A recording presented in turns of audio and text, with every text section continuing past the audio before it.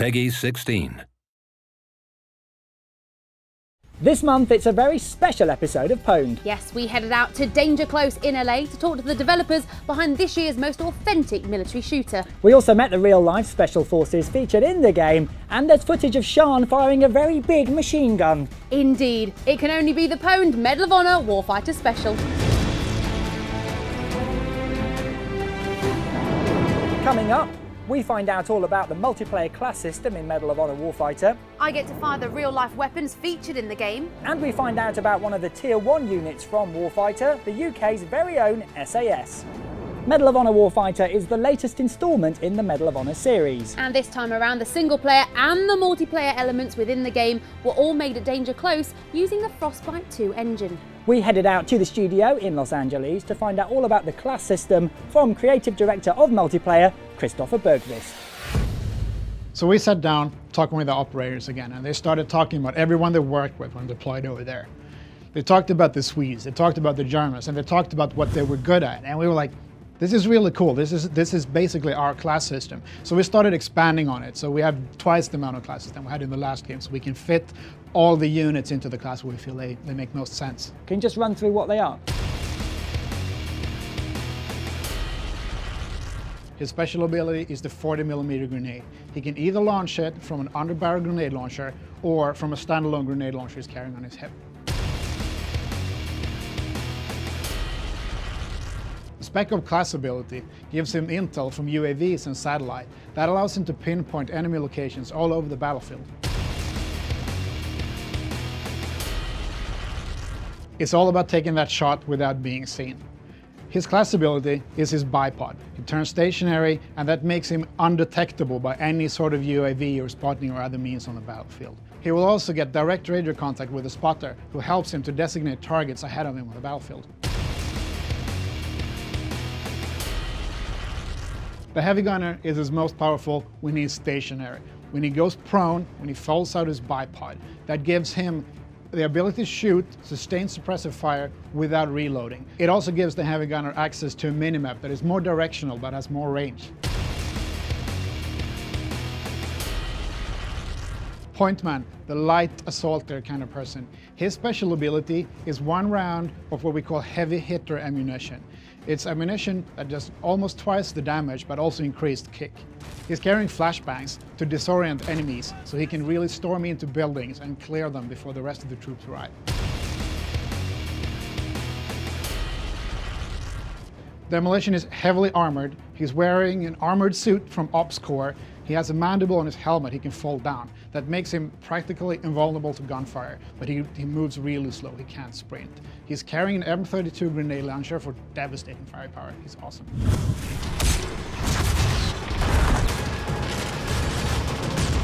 Classes have special abilities, but they also have support actions. Can you tell us a bit about that as well? Support actions are rewards you get for earning a lot of points within the same life. So taking objectives, healing your comrades, handing out ammo, stuff like that. Support actions are often either intel, like UAVs, advanced drones, stuff like that. They can also be more lethal, like close air support. The strong team is going to need at least one guy from every class, because they all have their own distinctive role to fill on the battlefield.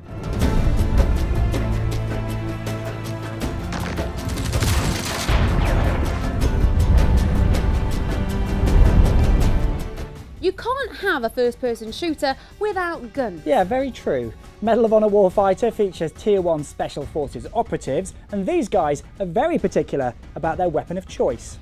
Yes, I popped off to a desert near Los Angeles and met with an ex-member of a US Tier 1 unit who showed me some of the very real weapons from the game.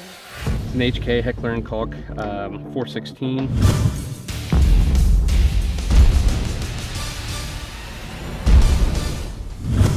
Essentially the modern 21st century update of an M16. It's primarily more of a close quarters weapon, but even with the short barrel, the 10.5 inch barrel, I mean, I could shoot this thing out to, 500-600 meters, which is pretty much far enough for any kind of engagement that you'd need. Who would we expect to see using this? The HK 416 has been adopted it's in use by both American Tier 1 units. It's also in use with the Polish Grom.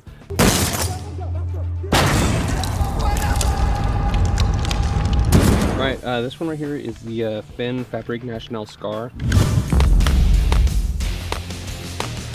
What unit would you expect to see using this? One of them offhand would be the Australian SASR. Very hardcore group of guys and very good in the field. One of the things about this weapon, particularly kind of with their style, this would be kind of a patrol rifle. It's a little bit too long to be a straight CQB weapon, but this would be a good standard, you know, patrolling weapon to where, you know, you got a good amount of reach with this barrel. It's got, first of all, you got this side folding stock, which gives it a very, you know, small compact design. You've got different barrel lengths. You can go with a slightly longer, slightly shorter barrel. You've got multiple different sight options because of the Picatinny rail on top. You got rails on the side here. I could put a bipod on here. All these different things, you know, can be tailored to whatever kind of mission you're doing.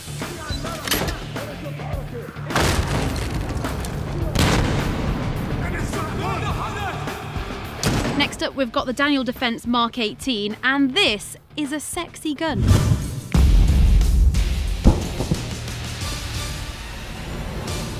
In the game, the Spec Ops build for SAS uses a Mark 18. The Spec Ops build is kind of a low visibility, you know, not in full assault kit. You're kind of in more civilian type clothes in a city, working in an environment where you don't want to have a high visibility. So the Daniel Defense Mark 18 is built perfectly for that. It's very small, compact gun, something you could keep under, you know, code or in a gym bag or something. As an example, Operation Nimrod, which would be the Iranian embassy takedown that they did so successfully a number of years ago. Had that happen today, this would be something they could kind of bring into the city and not attract a ton of attention. Have you ever worked with them? Yes, I have. There's a very close relationship between US Tier 1 forces and the SAS. The foundation of American Tier 1 unit was based on the SAS. There's a lot of similarities there and a lot of working back and forth together.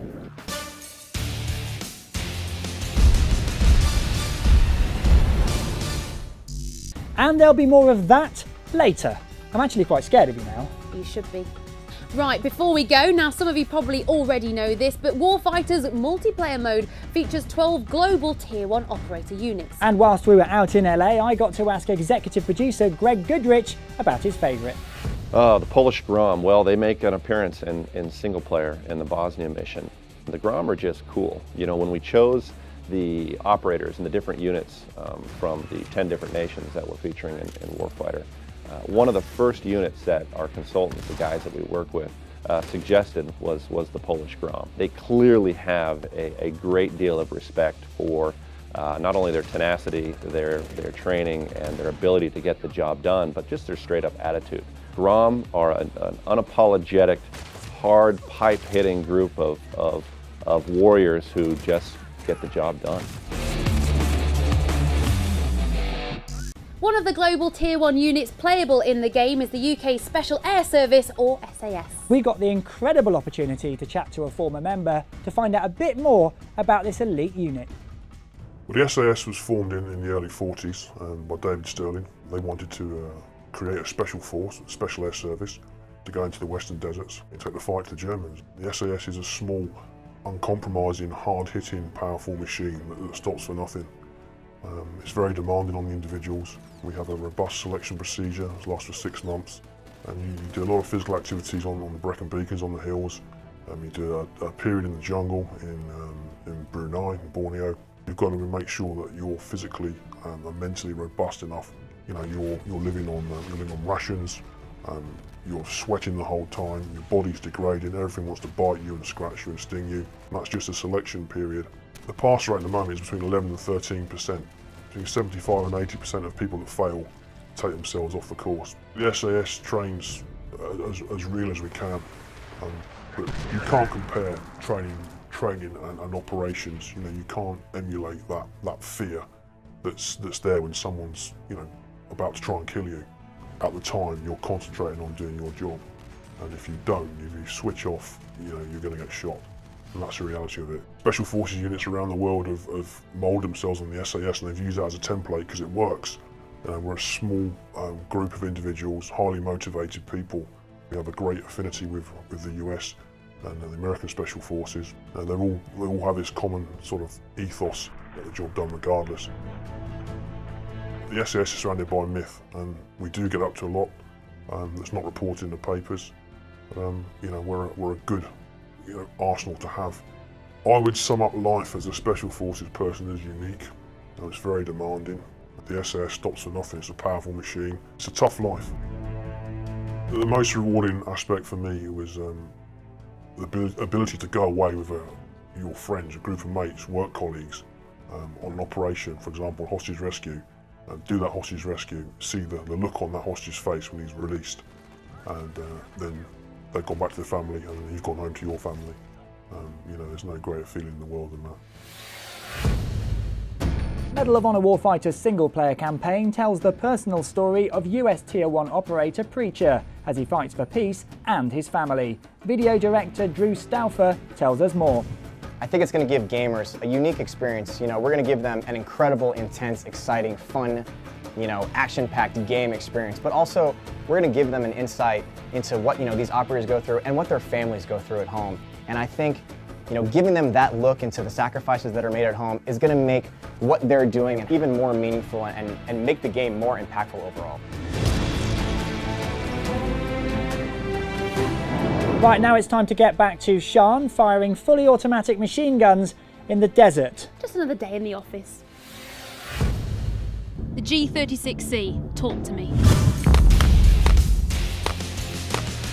Been in use by the Germans for quite a long time. This is the KSK.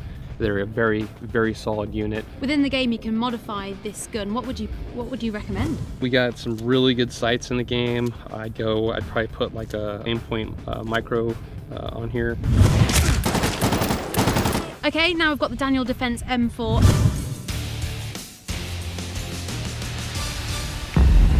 This is Daniel Defense M4, which is very similar to the Daniel Defense Mark 18. In fact, except for the sights, from here back, it's the exact same as the Mark 18.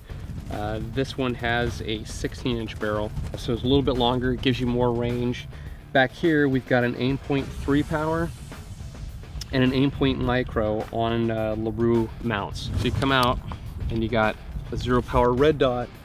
Now, if you need a little bit more range, you need to see further out and take a longer shot, all you do is grab this, put this over, and now you've got a 3 power in front of your red dot.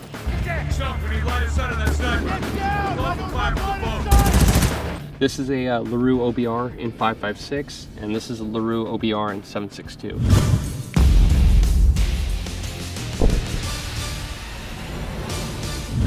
This weapon right here is actually the cover gun. This one's to be used by the sniper class in the game, and this one's used specifically by the SFOD point man in the game. I've shot both of them, they are dead on accurate. This is more of a sniper combo where the sniper or shooter would have this, and the spotter or team leader, what have you, would be utilizing the OBR in 5.56. Ideal for the two-man fire teams. Exactly. That's what it's designed for in real life, and that's what it's designed for in the game.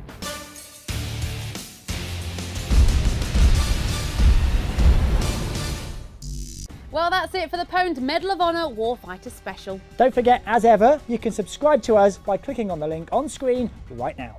Medal of Honor Warfighter is out on October the 26th in Europe, and we'll leave you with a little taster of what's to come.